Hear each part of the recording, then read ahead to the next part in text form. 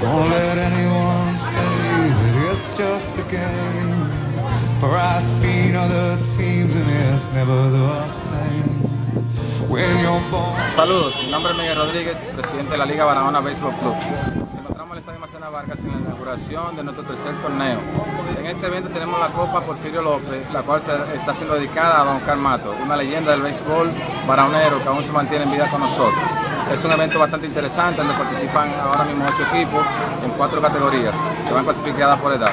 Realmente esto es para nosotros un gran placer, un sacrificio, y llevamos a todo el pueblo de Barahona a que venga a apoyar este tipo de actividades porque necesitamos del apoyo de nuestra sociedad para seguir avanzando, creando muchachos jóvenes con buena alegría en un buen juego de béisbol. Así que Barahona apoya nuestro evento y síguenos siempre cada fin de semana en este estadio.